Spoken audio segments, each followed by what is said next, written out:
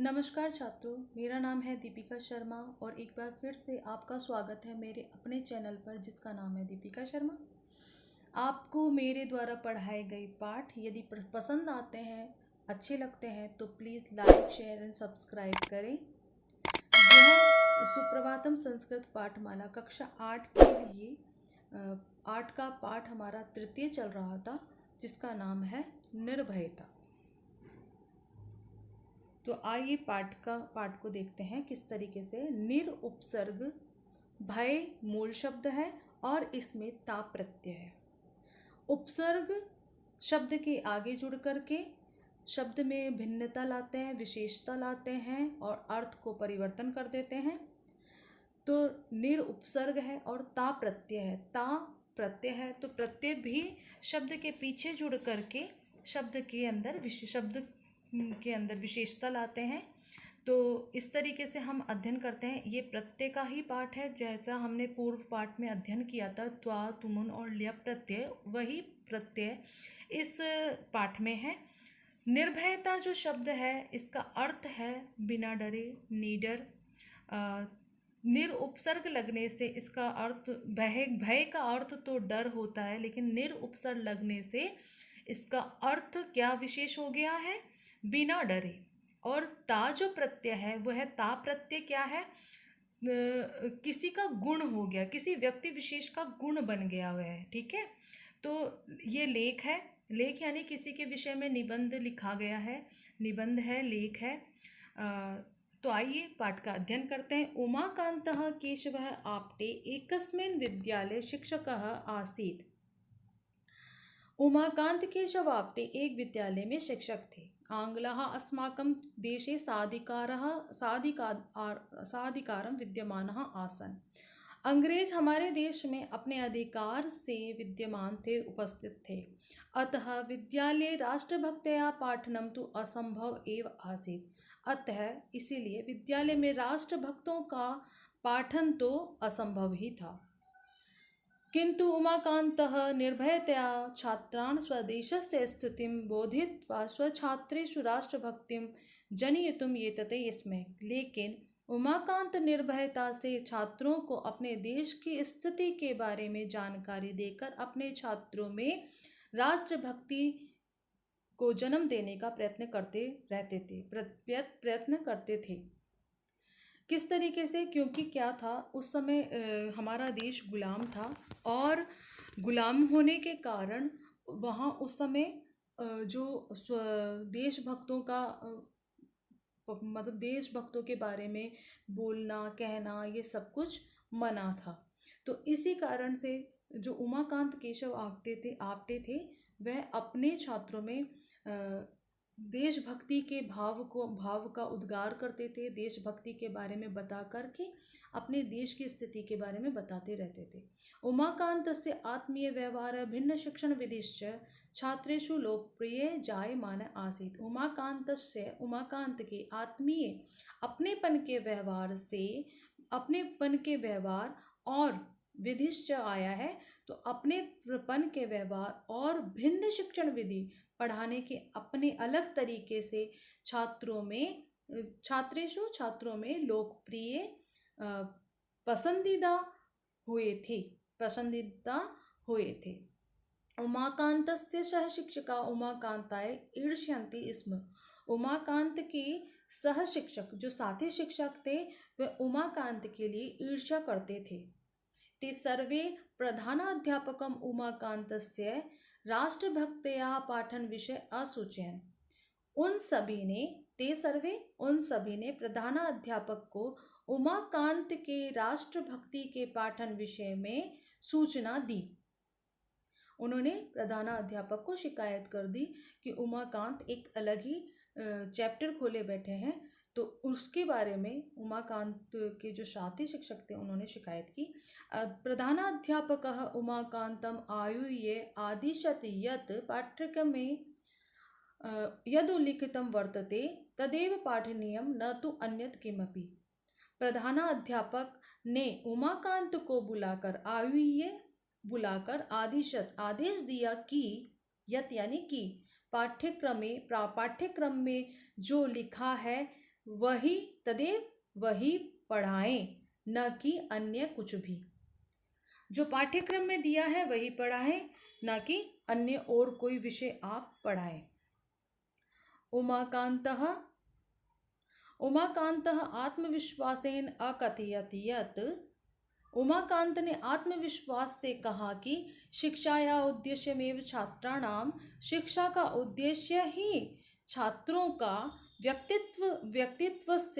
व्यक्तित्व का सर्वांगीण विकास है। शिक्षा का उद्देश्य ही छात्रों के व्यक्तित्व का सर्वांगीण विकास है, अर्थात शारीरिक, मानसिक और बौद्धिक क्षमता को प्रबल करना एक शिक्षक का कार्य होता है।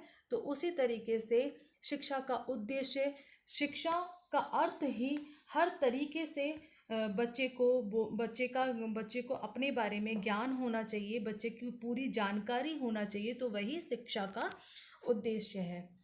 तदर्थम जीवनस्य, समाजस्य, राष्ट्रस्य च वास्तविक ज्ञानम तभ्य अनिवार्यतया दातव्यम। उन्हीं के जीवन के, समाज के और राष्ट्र के वास्तविक ज्ञान को, जो सच्चाई है, उस ज्ञान को तेभ्य अनिवार्यतया उनके लिए देना अनिवार्य है। वह जो समाज का, राष्ट्र का और उनको वास्तविक ज्ञान होना चाहिए।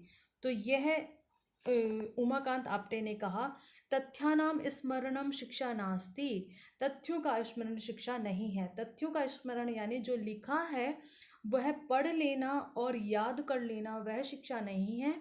इसके अतिरिक्त उनको ज्ञान होना चाहिए। उमाकांतस्य उत्तरम श्रुत्वा प्रधानाध्यापकः निरुत्तरः जातः। उमाकांत का उत्तर सुनकर प्रधानाध्यापक थे, जो वो प्रधानाध्यापक निरुत्तर हो गए। उमाकांतेन स्वस्य शिक्षण विधौ किमपि परिवर्तनम न कृतम।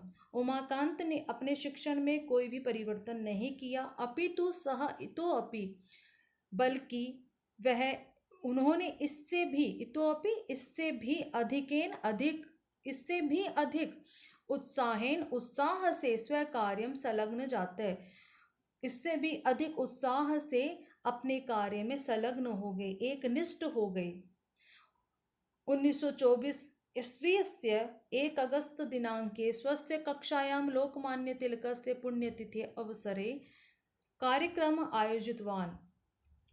1 अगस्त 1924 ईस्वी को अपनी कक्षा में लोकमान्य तिलक की पुण्यतिथि के अवसर में एक कार्यक्रम आयोजित हुआ। विद्यार्थी भी उत्साहेन काव्य पाठ, गीता पाठ, भाषणानि च कृतानि। विद्यार्थियों ने भी उत्साह से काव्य पाठ, गीता पाठ और भाषण तैयार किए। लेकिन फिर उस समय क्या हुआ, देखिए, ईर्ष्या सह शिक्षक आंग्ल अधिकारी ने उमाकांत से कार्यक्रम विशेष सूचना प्रेषिता।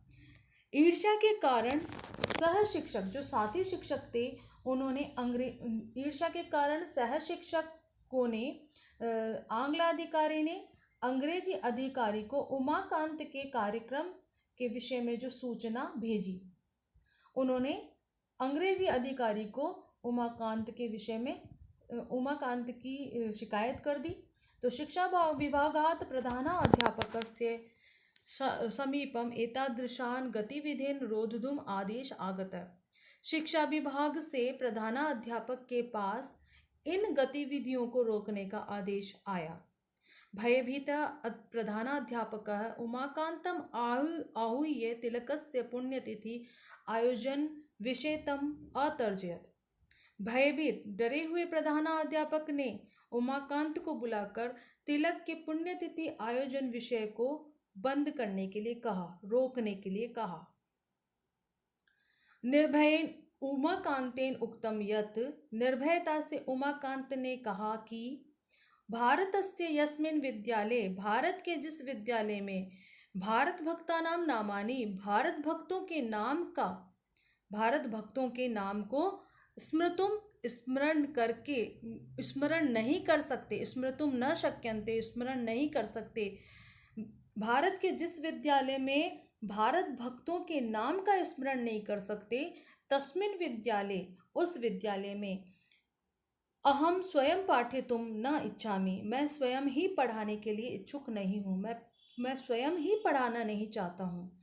एतदुक्त्वा उमाकान्तः, ऐसा कहकर उमाकांत ने स्वस्य त्यागपत्रम, अपना त्यागपत्र, अपना रिजाइनिंग लेटर उत्पीठिकायाम उपस्थाप्य, उत्पीठिका टेबल पर रखकर, उपस्थाप्य रखकर, वेगेन विद्यालयात् बहिः निर्गते, उत्पीठिका पर रख करके, टेबल पर रखकर बड़ी तेजी से विद्यालय से बाहर निकल गए। तो ऐसे थे उमाकांत।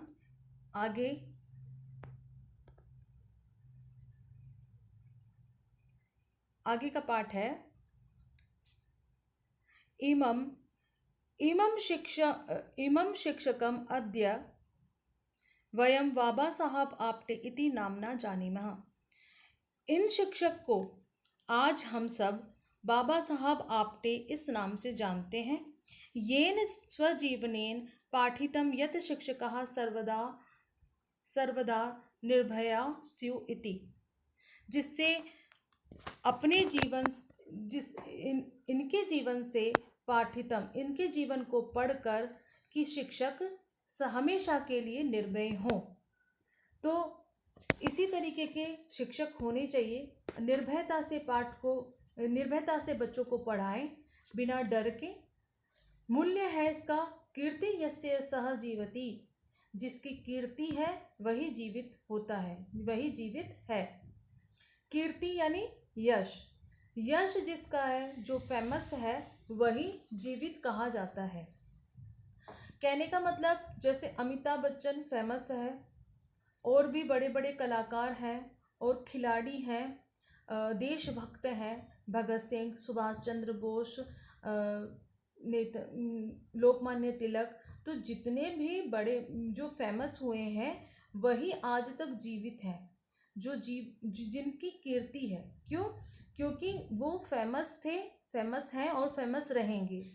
वही क्या है? जीवित है। कैसे जीवित है? वह हमारी वाणी में, आज हम उनके पाठों को पढ़ रहे हैं तो वो जीवित है, आज भी हमारे लिए, हमारी आत्मा में जीवित है। तो इसी तरीके से ये पाठ है। आइए इसके अभ्यास प्रश्न उत्तर करते हैं। भूधन तुमुन भवितुम बनेगा, इसमें भूधन तुमुन भवितुम, इस तरीके से ये बनेगा, थर्ड वाला भवितुम। क्रीधन तुमुन करतुम, ठीक है, करतुम ये वाला नहीं बनेगा, करतुम ये वाला बनेगा, करने के लिए, ठीक है। आदाय, आ उपसर्ग है, दा धातु है और ल्यप प्रत्यय है, तो बनेगा आदाय। पठधन तुमुन, तो बनेगा पठितुम। उपस्थाप्य, तो उप धन स्था धन ल्यप, तो बनेगा उपस्थाप्य, ठीक है। जो भी ये ल्यप और तुमुन जो प्रत्यय हैं, ये जो ल्यप प्रत्यय है और त्वा प्रत्यय है, जब कर्ता एक क्रिया करके दूसरी क्रिया करने लगे, तो जो पूर्वकालिक क्रिया है, पूर्वकालिक अर्थात जैसे विद्यालय जाकर, छात्र विद्यालय जाकर पढ़े, तो विद्यालय जाकर पढ़े, तो दो क्रिया आ रही है, पढ़ना और जाना। तो जो पूर्व वाली क्रिया है उसमें त्वा प्रत्यय या ल्यप प्रत्यय लगता है। ल्यप प्रत्यय जो है हमेशा उपसर्ग के साथ में लगता है। जहाँ उपसर्ग दिया हो उसके बाद में धातु दी गई हो और उसके बाद में ल्यप प्रत्यय होता है। तो कभी भी ध्यान रखें, जब भी उपसर्ग पहले आए, जैसे उपस्थाप्य में उप उपसर्ग आया है, फिर स्था धातु आई है, लेकिन पठतुम में ऐसा नहीं हुआ। आदाय में देखिए, जहाँ भी ल्यप प्रत्यय आ रहा है वहाँ पहले उपसर्ग आ रहा है और फिर ल्यप प्रत्यय आ रहा है। तो आगे बढ़ते हैं। छाया ग्रहम आगम ल्यप भोजनम करोति, तो इसका बनता है आगम्य। छाया घर आकर भोजन करती है। क में देखिए, छात्राः विद्यालयं पठितुं गच्छन्ति। छात्र विद्यालय को पढ़ने के लिए जाते हैं। ते गीतं श्रुधन्तुमुन अत्र आगच्छन्। वे गीत सुनने के लिए यहाँ आए। एतत् विज्ञाय विज्ञाल्यप। अब देखिए, वि उपसर्ग लगा है, फिर ज्ञा धातु है। एतत् विज्ञाय सर्वे प्रसन्ना अभवन्। यह जानकर सभी प्रसन्न हुए। सः समाचारं ज्ञात्वा प्रसीदति। वह समाचार जानकर प्रसीदति प्रसन्न हुए, या प्रसारित जानकर प्रसीदति प्रसन्न हुए। यस, आगे बढ़ते हैं। उचित मेलनम कुरुत। उचित मेल करना है इसका। निर्गतः निकल गए। आहूय बुलाकर। अतर्जयत डाटा। निर्भयतया बिना डरे। उपस्थाप्य रख कर। वेगेन तेज गति से। एक पद में उत्तर देना है। उमाकांतः केशव विद्यालय कहाँ आसीत्। उमाकांत केशव विद्यालय में कौन थे? तो कौन थे? शिक्षक थे। शिक्षकः। उमाकांतः छात्रान् कस्य विषये अबोधयत्। उमाकांत ने छात्रों को किसके विषय में जानकारी दी? राष्ट्रभक्तिं विषये। राष्ट्रभक्ति के विषय में। शिक्षायाः उद्देश्यं किं वर्तते। शिक्षा का उद्देश्य क्या है? छात्राणां सर्वांगीण विकासम। छात्रों का सर्वांगीण विकास शिक्षा का उद्देश्य है। उमाकांतः स्वस्य त्यागपत्रं कस्मै दत्त निर्गतः। उमाकांत अपना त्यागपत्र किसको देकर के निकल गए? प्रधानाध्यापकाय। प्रधानाध्यापक के लिए देकर के निकल गए। प्रत्यय का प्रयोग करके संस्कृत अनुवाद करना है। वे दोनों पढ़कर घर गए। तो पठित्वा। वे दोनों का संस्कृत होती है तौ। पढ़कर के पठित्वा। गृहम आगच्छताम। घर गए। लंग लकार का वाक्य है। मैं आपटे के पास जाकर पढ़ता हूँ। अहम आपटस्य समीपे गत्वा पठामि। वह दौड़कर घोड़े पर चढ़ता है। सह धावत्वा अश्वे आरोहति। आपटे का उत्तर सुनकर प्रधानाध्यापक निरुत्तर हो गए। आपटस्य उत्तरं श्रुत्वा प्रधानाध्यापकः निरुत्तरः जात।